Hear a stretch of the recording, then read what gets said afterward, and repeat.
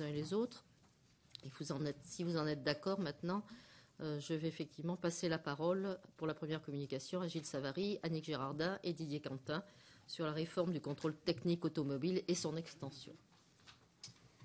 Merci Madame la Présidente. Alors, chers collègues, il se trouve que sur les transports, qui sont une compétence partagée de l'Union et qui nous promettent une législation abondante, nous travaillons à trois. Je m'occupe des transports terrestres, Annick Girardin des transports volants, c'est-à-dire de l'aérien, et Didier Quentin des transports flottants, c'est-à-dire de tout le maritime et le fluvial.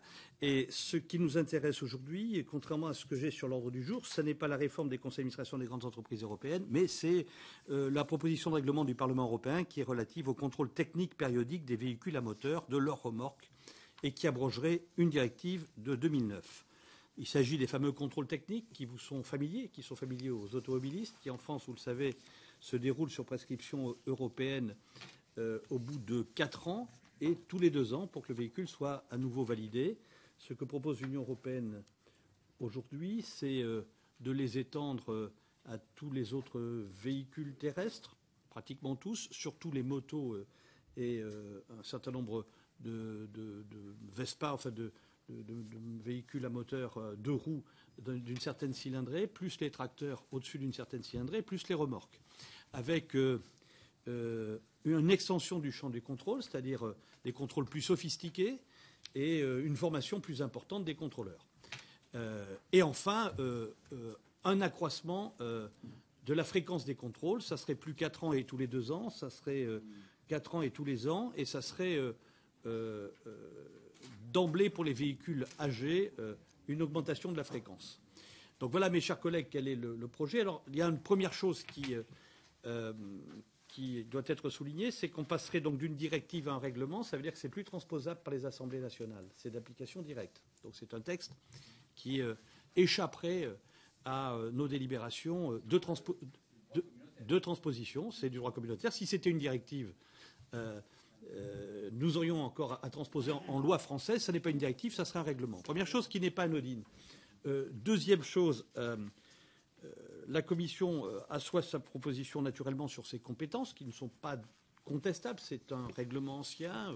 Ces véhicules passent les frontières. Mais elle le fait comme à son habitude, en excipant de principes généraux et parfaitement louables, la sécurité des personnes, en particulier.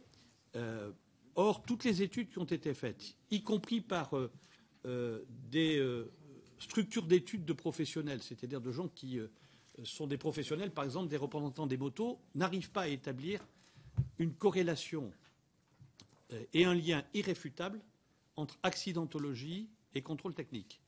D'abord, toutes les études attestent que les causes majeures des accidents écrasantes sont des défaillances humaines et pas des défaillances techniques. Écrasantes, c'est vrai pratiquement d'ailleurs dans tous les domaines. Ça ne veut pas dire que pour autant il ne faut pas être soigneux au plan technique. Deuxièmement, il n'est pas démontré du tout que les statistiques sont simplement, comment dirais-je, parallèles entre les contrôles. Des pays qui ont mis en place des contrôles voient l'accidentologie augmenter, parce que c'est comme ça, c'est les aléas de la vie, et d'autres qui ont des contrôles un peu moins rigides voient par contre l'accidentologie diminuer. Bref, nous avons le sentiment, je le dis, mais là c'est un jugement de valeur, que derrière tout ça, il y a, comme souvent, des lobbies qui nous expliquent qu'il faut relancer la mécanique économique en changeant les matériels, en accélérant les contrôles. Mais il n'y a aucune étude d'impact qui n'a été faite pour nous dire combien ça va coûter aux usagers, c'est-à-dire aux gens qui ont des véhicules.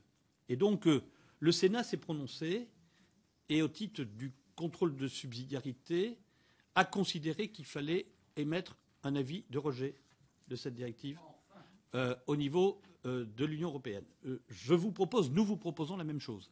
Cette fois, au titre du principe de proportionnalité, parce qu'il n'y a pas, encore une fois, même avec la meilleure bonne volonté du monde et le plus grand esprit communautaire qui soit, le moindre début de commencement de preuve qu'une accélération de ces contrôles qui ont un coût, une généralisation de ces contrôles amènerait, si peu que ce soit, une amélioration à la fois de l'environnement et également de la sécurité. J'ajoute que nous sommes dans une période un peu particulière où beaucoup de choses tombent sur la tête de nos concitoyens, que je pense que vous et moi, nous connaissons tous des travailleurs de services à domicile, qui sont des travailleurs à temps partiel, qui ne peuvent pas prendre le bus pour aller travailler tous les jours et gagner 3 francs 6 sous, et qu'ils n'en peuvent plus de ce type de surcoût sur leurs déplacements vitaux pour leurs moyens, pour simplement aller travailler. Donc, nous vous proposons, mes chers collègues, Annick Girardin peut rajouter, si elle le souhaite, son écho à cette présentation rapide, nous vous proposons d'émettre un avis de rejet en rejoignant à la fois l'avis du Sénat et au titre du principe de proportionnalité et en expliquant à l'Union européenne que, ajustement budgétaire, fiscalité en plus ces temps-ci, tendance haussière du prix des carburants, ça suffit. Il ne faut pas trop charger la barque si on ne veut pas qu'il y ait un rejet brutal et massif de l'Europe et qu'on ajoute à la défiance de l'Europe une défiance supplémentaire. Voilà, mes chers collègues, ce que nous voulons vous proposer.